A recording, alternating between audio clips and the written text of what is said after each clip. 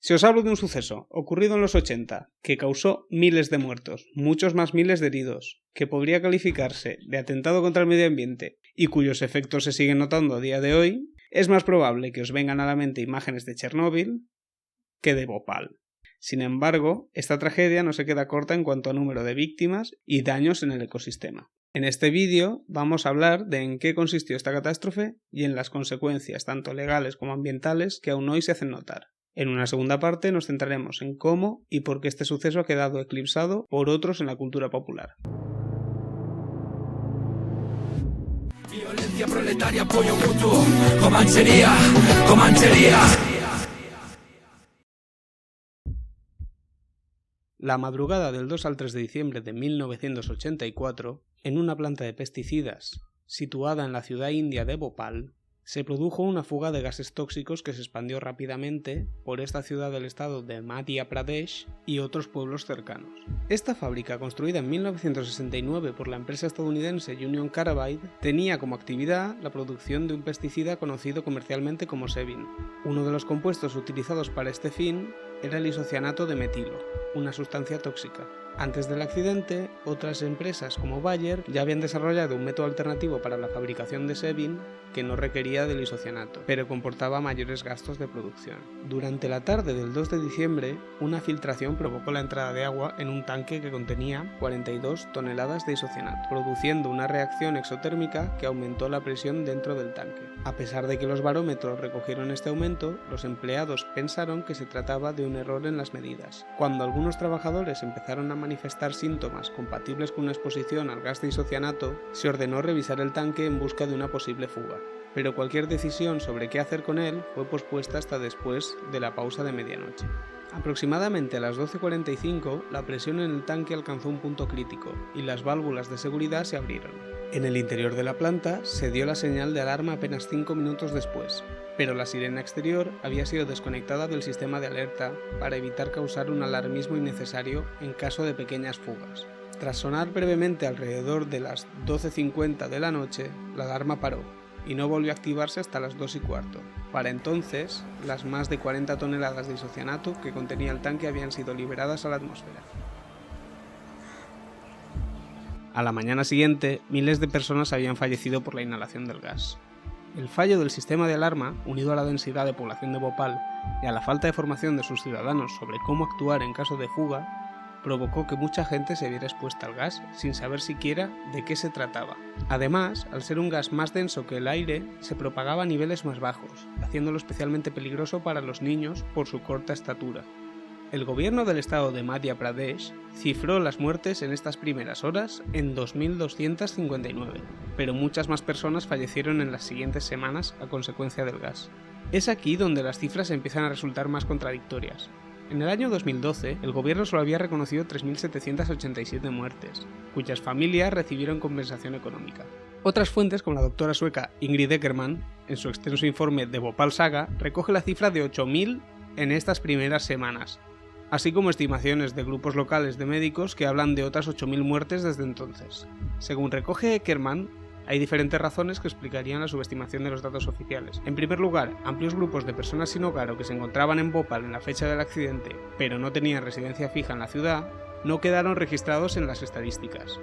Igualmente, aquellos que huyeron de Bhopal y murieron en otras ciudades no formaron parte del recuento oficial. Incluso entre los fallecidos en hospitales locales hubo casos sin registrar, ya que, según reportan algunos médicos, las familias se llevaban el cuerpo antes de completar los formularios pertinentes. En 1985, miles de personas seguían registradas como en paradero desconocido. Pero quizá el caso más grave es el de las fosas comunes en las que se enterraban varios cuerpos usando el certificado de defunción de tan solo uno de ellos. En un caso han llegado a encontrarse 7 cuerpos en una sola tumba. La cifra de heridos es aún mayor, con más de medio millón de personas sufriendo afecciones respiratorias, lesiones cutáneas, infecciones oculares e incluso ceguera. De estas, casi 4.000 personas quedaron permanentemente discapacitadas. Además, el número de abortos espontáneos se triplicó tras el accidente, y aún a día de hoy la cifra es significativamente superior que la media nacional. No solo eso, sino que muchos de los niños que nacen hoy en día siguen presentando secuelas físicas como parálisis y malformaciones. 13-year-old Toshiba is paralysed on one side of her body. Her mother, who was born in 1983, shortly before the catastrophe, rarely leaves her side. Move forward a little. Come, put your foot down in front.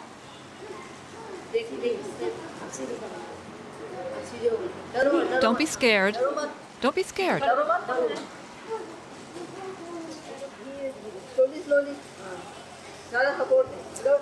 Now, on your own. Go on, take a step.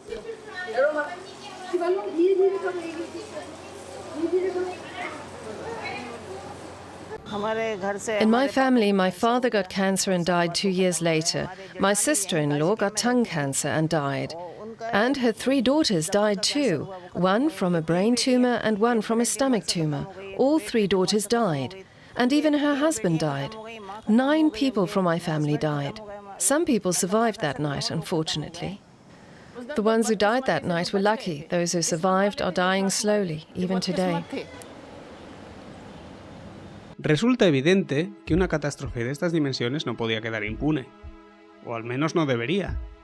Inicialmente se abrieron procesos penales tanto en la India como en Estados Unidos, y la policía india incluso procedió a la detención del presidente ejecutivo de Union Carbide, Warren Anderson, acusado de homicidio imprudente. Sin embargo, tras pagar una fianza de 25.000 rupias, que serían aproximadamente 3.520 euros hoy en día, teniendo en cuenta la inflación, Warren fue puesto en libertad y abandonó la India.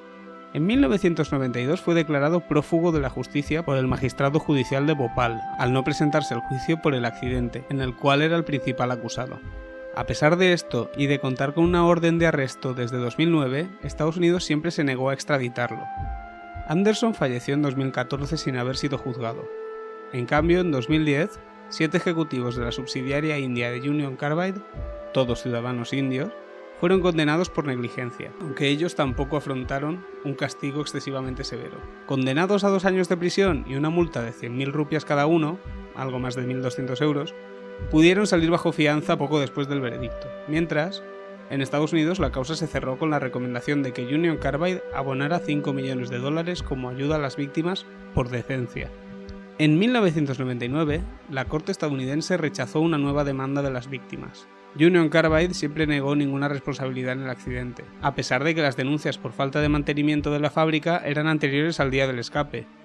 En 1982, 2 fugas menores en cuestión de un mes afectaron a un total de 42 empleados, muchos de los cuales ni siquiera llevaban equipos de protección porque no se les habían proporcionado. Además, las tuberías de acero inoxidable que se deterioraban eran sustituidas por otras de acero normal para reducir costes, y el tanque en el que se produjo la fuga llevaba meses almacenando gas por encima de su capacidad recomendada.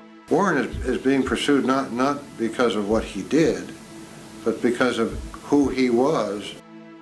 La ciudad de Bhopal nunca se ha recuperado del accidente, ya no solo por la cantidad de muertos y heridos que causó en el momento y en las semanas posteriores, sino que, al nunca haberse detoxificado la zona, los habitantes siguen sufriendo las consecuencias. No fue hasta 2004, 20 años después de la fuga de gas, que el Tribunal Supremo obligó al Estado indio a abastecer de agua potable a las familias de la zona. Hasta ese momento seguían bebiendo, cocinando y lavándose con agua contaminada. Si en 2004 se les obligó, no fue hasta 2010 que el gobierno puso en marcha los grifos de agua potable en la zona. Pero eso no es todo. Los grifos solo funcionan 1 hora al día y sufren multitud de fugas, lo cual acaba por contaminar parte del agua que se distribuye. Y es que el accidente de Bhopal no es un suceso que ocurriera hace ya más de 35 años. El accidente de Bhopal lleva ocurriendo desde entonces sin cesar. Hemos visto que los niños siguen naciendo con parálisis, los adultos siguen padeciendo lesiones cutáneas y otras afecciones derivadas de la contaminación por isocianato. Union Carbide fue adquirida en 1999 por la empresa Dow Chemical por casi 9.000 millones de dólares, y a día de hoy sigue operando. Mientras que en Bhopal las reparaciones no llegan y los responsables siguen haciendo todo lo posible porque se olvide.